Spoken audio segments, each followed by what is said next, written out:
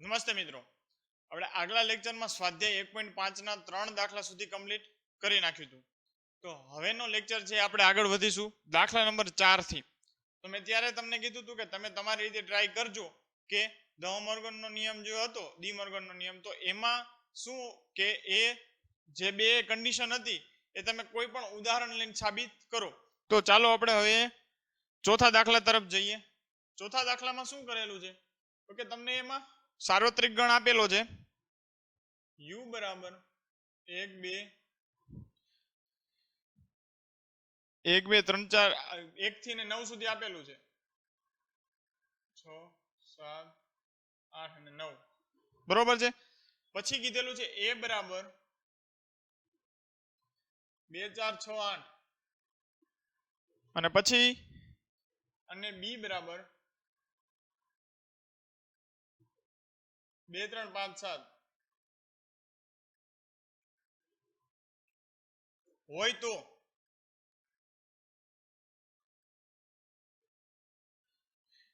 હવે એમાં બે કન્ડિશન આપેલી છે, આપણે એ પ્રૂવ કરવાની છે. તો જ્યારે આપણે પૂરક ગણ સમજ્યા હતા તે પછી તેના ગુણધર્મો વિશે આપણે ખ્યાલ મેળવ્યો હતો ત્યારે દ મોર્ગનનો નિયમ ની બે કન્ડિશન મેં ત્યારે તમને કીધી હતી. તો ચાલે એ તપાસ કરીએ. પહેલી આપેલી છે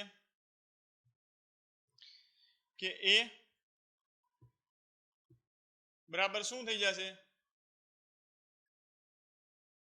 તો હવે આપણે અહીંયા એ જ બતાવવાનું છે કે આ બે જે આનો જવાબ અને આનો જવાબ બંનેનો જવાબ કેવો હોય છે, ઇક્વલ. તો ચાલો એ જોઈએ. તો સૌપ્રથમ આનું જોઈએ એટલે આપણે લઈએ LHS. તો LHS બરાબર પહેલા તો મારે શું શોધવું પડે, હવે a યોગ b નો પૂરક ગણ શોધવાનો, એટલે એનો મીનિંગ શું થઈ જાય, u માઇનસ a યોગ b. બરોબર છે. હવે u શું આપેલું છે 1 થી 9,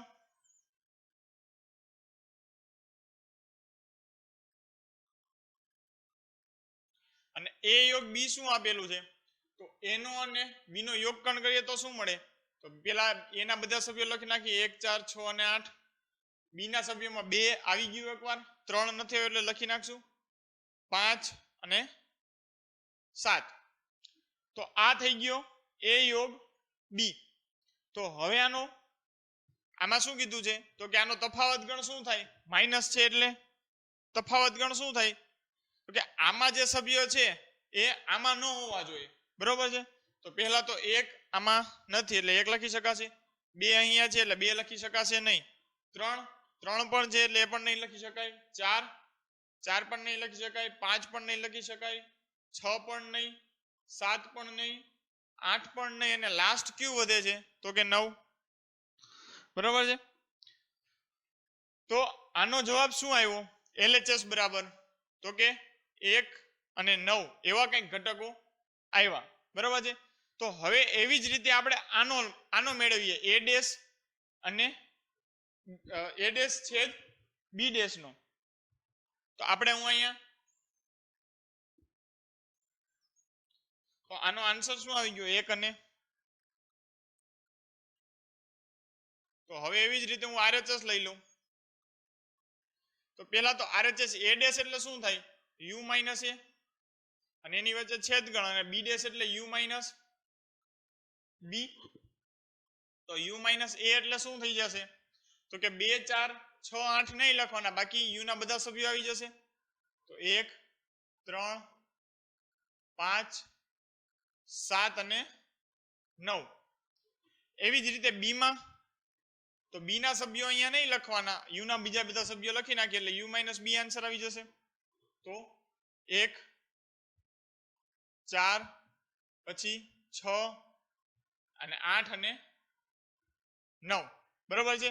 આની વચ્ચે છેદ ગણ છે.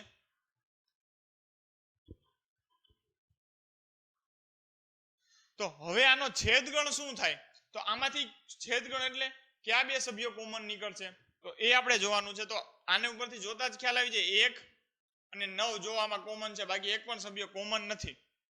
તો આન્સર શું આવી જાય 1 અને, તો આપણને સાબિત શું થઈ ગયું, LHS અને RHS ઉપરથી કહી શકીએ કે LHS ઇઝ ઇક્વલ ટુ શું થાય, RHS. LHS નો અને RHS નો મીનિંગ નો ખબર હોય તો કહી દો. LHS એટલે લેફ્ટ હેન્ડ સાઈડ અને RHS એટલે રાઈટ હેન્ડ સાઈડ, એટલે કે બરાબરની ડાબી બાજુ એટલે LHS અને બરાબરની જમણી બાજુ એટલે RHS. તો આપણે પહેલું સાબિત કરી દીધું કે આ આના બરાબર આ થાય. હવે એવી જ રીતે બીજું આપેલું છે આપણને ધ મોર્ગનના બે ગુણધર્મો છે.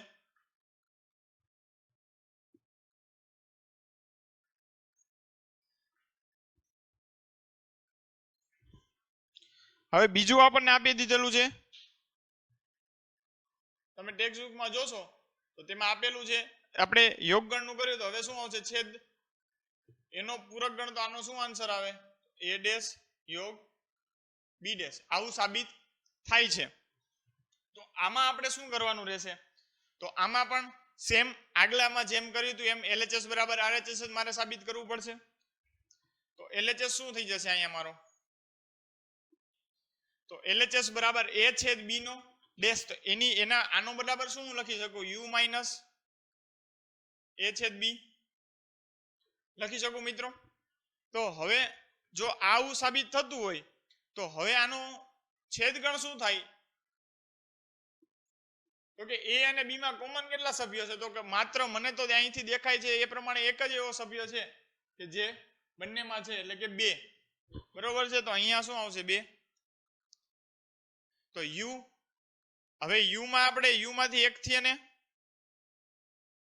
9 અને અહીંયા શું છે, તો માત્ર 2 જ અહીંયા નહીં લખવામાં આવે, 1 3 4 5 થી 9 સુધી. તો આનો આન્સર આવી જાય. બરોબર છે. તો હવે આપણને LHS મળી ગયું. એવી જ રીતે આપણે RHS મેળવીએ.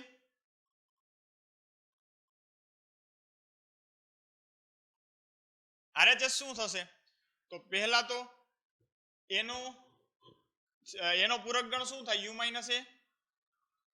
બરાબર છે. પછી એની વચ્ચે યોગ ગણ અને પછી u માઇનસ b, કારણ કે b નો પૂરક ગણ એટલે શું થઈ જાય u માઇનસ b, એટલે કે તફાવત ગણ થઈ જાય.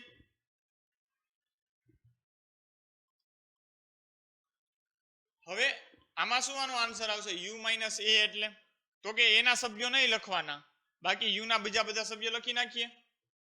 તો કે 1 3 5 પછી 7 અને 9. એવી જ રીતે u માઇનસ b માં તો કે 1 4 6 8 અને 9. બરોબર છે. હવે આનો આપણે યોગગણ કરવાનો છે. શું છે યોગગણ?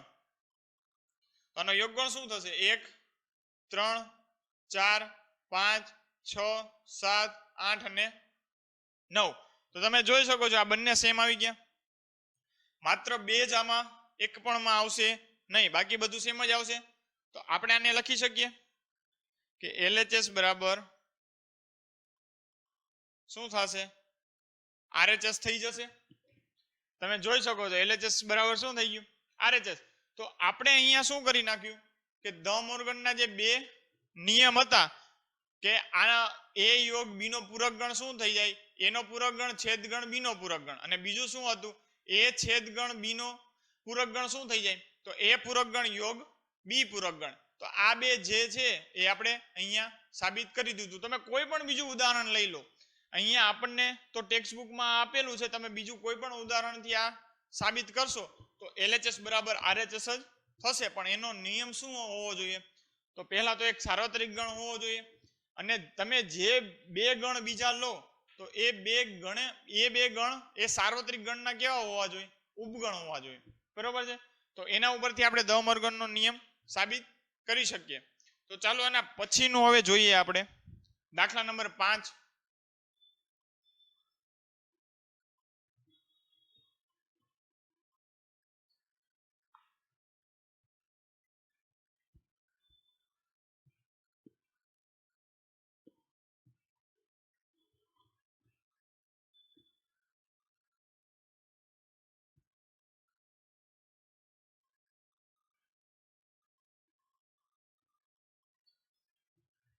તો દાખલા નંબર 5 માં શું કીધેલું છે,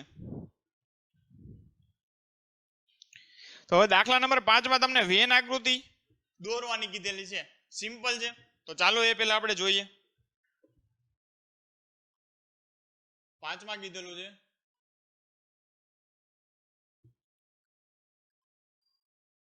વેન આકૃતિ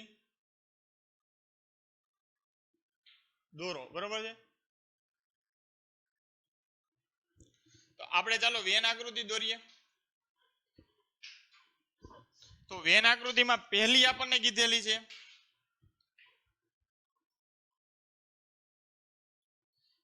કે એ યોગ બી નો પૂરક ગણ. તો આનો મીનિંગ શું થાય? એ યોગ બી નો પૂરક ગણ એટલે શું? તો પહેલા તો આપણે વેન આકૃતિ માટે શું જરૂરી છે? પહેલા તો સાર્વત્રિક ગણ હોવો જોઈએ. તો સાર્વત્રિક ગણને દર્શાવવા શેનો ઉપયોગ થાય? લંબચોરસનો, બરોબર છે. પછી બે ગણ છે, આ નામ આપ્યું એ, આને નામ આપ્યું બી. તો એ યોગ બી પેલા કેવો થાય? તો કે એ યોગ બી છે એ આ ભાગ થશે, આ વચલો ભાગ છે એ છેદગણ છે એ છેદ બી. તો આ ભાગ સિવાયનો બાકીનો બીજો બધો ભાગ છે એ યોગ બી થશે. તો તમે પેલા હું જોઈ લો કયો થાય છે. આપણે એક ઉદાહરણ લઈને તમને આ એક છે એક ઉદાહરણ લઈને સમજાવું એટલે તમને વધારે ખ્યાલ આવશે. હું યુ બરાબર લઈ લઉં,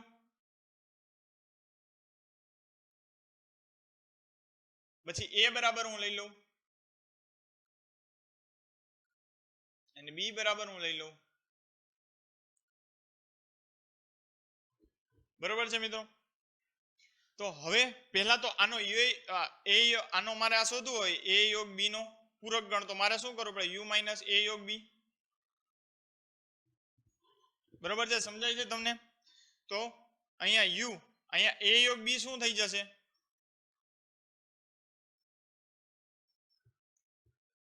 બરોબર છે. અને યુ માં ક્યાં સભ્યો છે? 1 થી અને 6,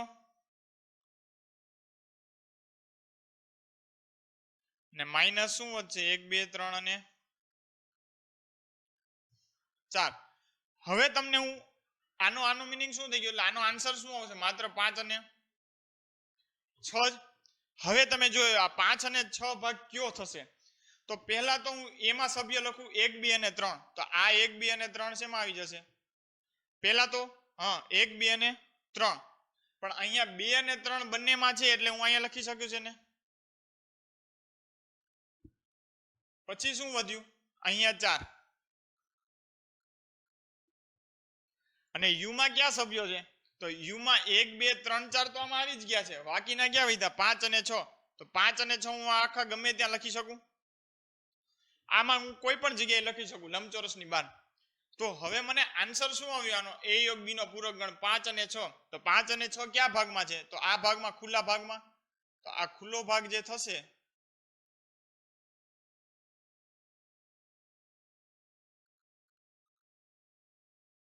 બરોબર છે, જે અમે લાઈન જેટલી દોરેલી છે ખુલ્લો ભાગ, એ મારો શું થઈ જશે? આની વેન આકૃતિ. બરોબર છે મિત્રો, તમને સમજાઈ ગયું?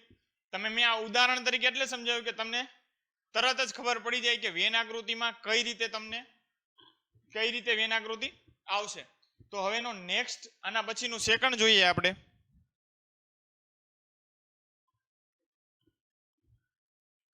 હું ઉદાહરણ અહીંયા જ રાખું છું.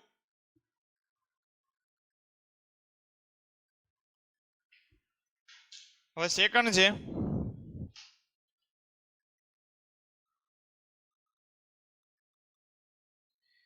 તો આપણે હજી સમજ્યા જ છીએ ધ-મોર્ગનનો નિયમ. ધ-મોર્ગનનો નિયમ શું હતો?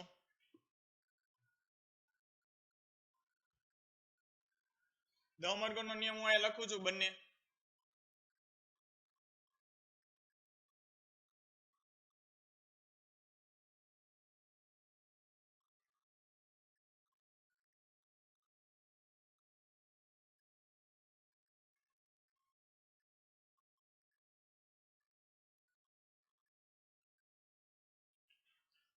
તો શું થશે? તો ચાલો એ જોઈએ આપણે. તો હવે આપણે આગળની જે સેકન્ડ જોયું, આપણે જે ફર્સ્ટ જોયું હતું, તો એ શું હતું? તો કે એ યોગ બી નો પૂરક ગણની વેન આકૃતિ દોરી હતી. તો એની આકૃતિ જેવી થશે એવી જ આની આકૃતિ થશે, કારણ કે ધ-મોર્ગને શું કીધું હતું? અને આપણે હમણાં સાબિત પણ કર્યું. તો આ બરાબર શું હોય છે? ઇક્વલ. તો પહેલા તો મારી આની આકૃતિ વેન આકૃતિ કેવી થશે?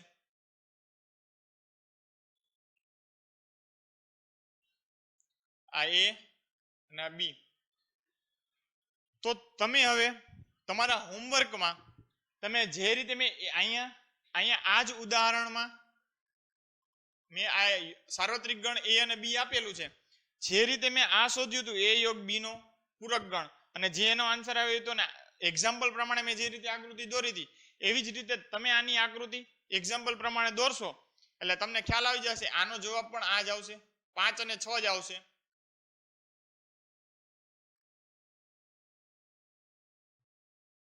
બરોબર છે?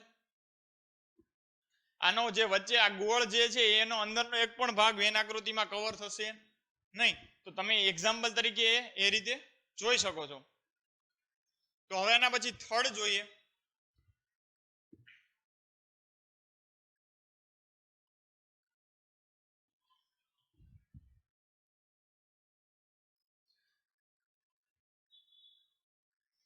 હવે ત્રીજું શું કીધેલું છે? તો ત્રીજામાં કીધેલું છે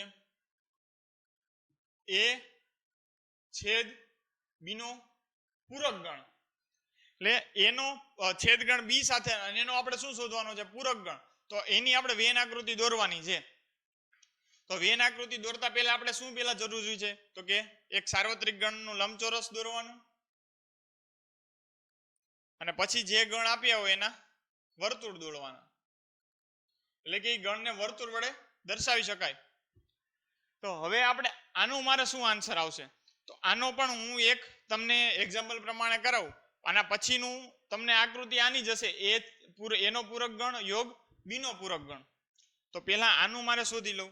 તો આનો એ છેદ બી નો પૂરક ગણનો આન્સર શું આવે? યુ માઇનસ એ છેદ બી. બરોબર છે? તો હવે એના પછી જોઈએ તો આનો છેદગણ શું થશે? એ અને બી નો. તેમાં કોમન સભ્યો ક્યાં છે? તો કે 2 અને 3.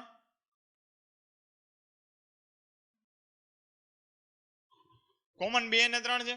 તો હવે આનો આન્સર શું આવશે? તમે જોઈ શકો છો તો કે યુ માઇનસ 2 અને 3, એટલે કે યુ ના જે સભ્યો છે એમાં 2 અને 3 સિવાયના બધા સભ્યો 1, 4, 5 અને 6.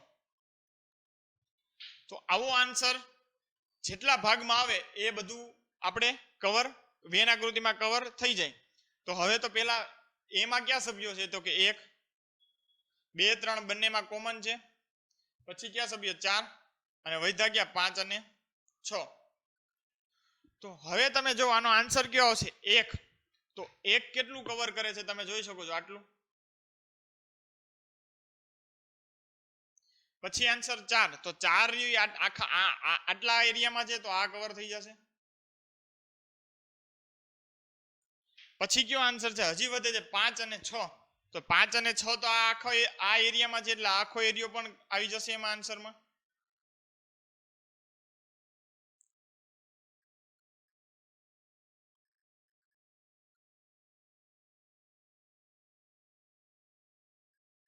તમે ઘણી રેફરન્સ બુકનો જો ઉપયોગ કરતા હો, મારા ધ્યાનમાં તો ઘણી રેફરન્સ બુક એવી છે કે હું રેફરન્સ બુકનું નામ નથી બોલતો, પણ એ રેફરન્સ બુકમાં માત્ર આટલો એરિયા જ કવર કરે છે. આ બરોબર છે? આ યુ નો જે એરિયો છે એ કવર કરતો નથી. પણ એ આન્સર કેવો છે? ખોટો. સાચો આન્સર શું આવે? સાચી વેન આકૃતિ તો કે આ માત્ર ખાલી આ જે છે એરિયો એ એરિયામાં જ લાઇનિંગ ન આવે, એટલે કે એ કવર થતું નથી. બરોબર છે? બાકીનો જેટલો ભાગ છે એની આ શું કહેવાય? આપણી વેન આકૃતિ. તો તમે કોઈ પણ બીજી રેફરન્સ બુકનો ઉપયોગ કરતા હોય અને જો એમાં આ રીતનો આન્સર ન હોય તો એ રેફરન્સ બુકમાં જે આન્સર આપેલો છે એ ખોટો છે. તો હવે આના પછી આપણે ફોર્થ જોઈએ.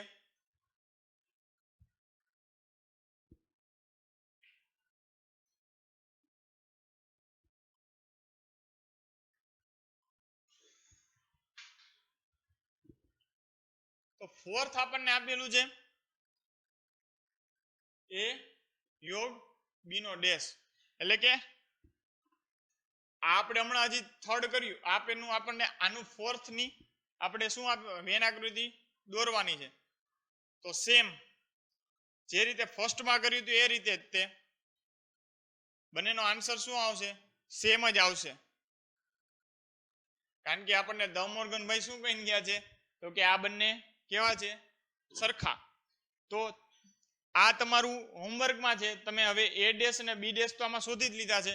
તો હવે એનો યોગ ગણ કરી જે એનો આન્સર આવે એ પ્રમાણે તમે એની વેન આકૃતિ દોરશો તો આન્સર જો વેન આકૃતિ આ જ પ્રમાણે થશે.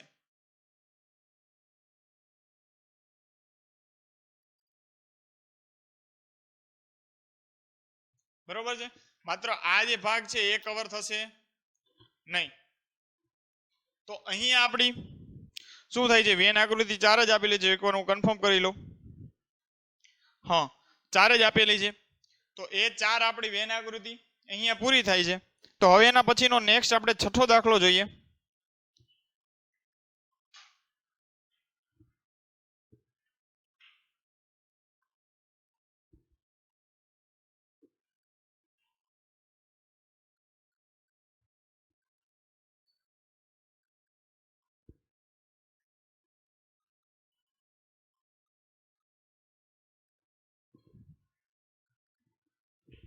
તો છઠ્ઠા દાખલામાં શું કીધેલું છે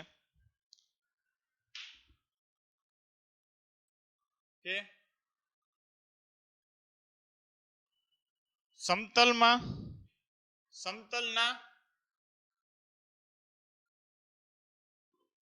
તમામ ત્રિકોણના ગણ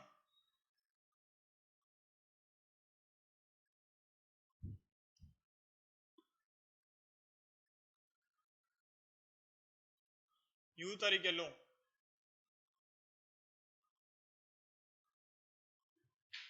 જો ઓછામાં ઓછો એક ખૂણો 60 ડિગ્રીથી ભિન્ન હોય, જો ઓછામાં ઓછો એક ખૂણો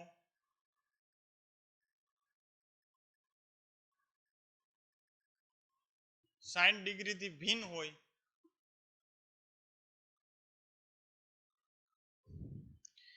તેવા ત્રિકોણનો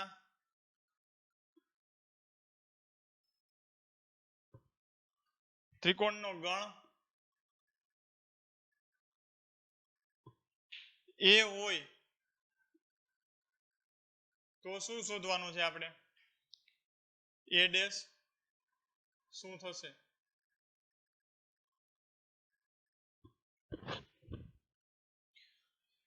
તો આનો આન્સર શું આવે? તો તમને પહેલા તો યુ શું આપેલું છે? આપણે યુ લખીએ તો યુ બરાબર શું થાય? સમતલના તમામ ત્રિકોણોનો ગણ. બરાબર છે. બધી જ પ્રકારના ત્રિકોણ એટલે કે એનો સમાવેશ શેમાં થશે? તો કે યુ સાર્વત્રિક ગણમાં. પછી શું કીધું છે? ગણ એ. તો ગણ એ શું થઈ જાય છે? તો કે જો ઓછામાં ઓછો એક ખૂણો 60 થી ભિન્ન હોય તેવા ત્રિકોણનો ગણ આપણે શેમાં લેવાનો છે? તો કે એ આપણે લેવાનો છે ગણ એમાં. અને પછી આપણે સાબિત શું કરવાનું છે? તો કે એનો પૂરક ગણ શોધો. તો હવે આનો પૂરક ગણ શું થાય? એમાં શું કીધેલું છે? ઓછામાં ઓછો ખૂણો 60 થી ભિન્ન હોય એટલે 60 થી અલગ હોય. તો એક ખૂણો 60 થી ભિન્ન હોય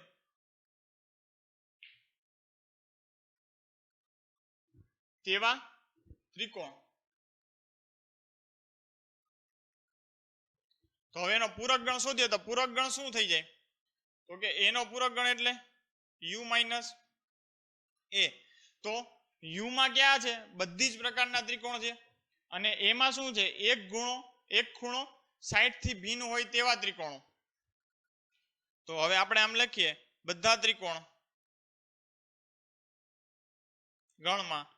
અને અહીંયા લખીએ આપણે એક ખૂણો 60 થી ભિન્ન હોય તેવા ત્રિકોણ. તો આનો આન્સર શું આવે? તો કે ઓછામાં જો એક ખૂણો 60 હોય તેવા ત્રિકોણ. અહીંયા આપણે એક ખૂણો 60 થી ભિન્ન હતો એવા ત્રિકોણો, તો એવા ત્રિકોણો આમાંથી શું થઈ જશે? માઇનસ. તો હવે 60 થી ભિન્ન હોય, બરોબર છે, તો આનો આન્સર શું આવે? તો આનો આન્સર એવો આવી જાય કે 60 થી ભિન્ન છે એ તો આમાં ગણવામાં આવશે નહીં. તો આનો આવશે તો કે ત્રિકોણનો એક ખૂણો ઓછામાં ઓછો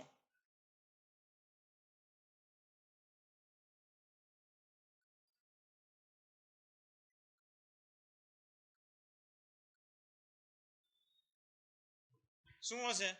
60 ડિગ્રીનો હશે તેવા ત્રિકોણ.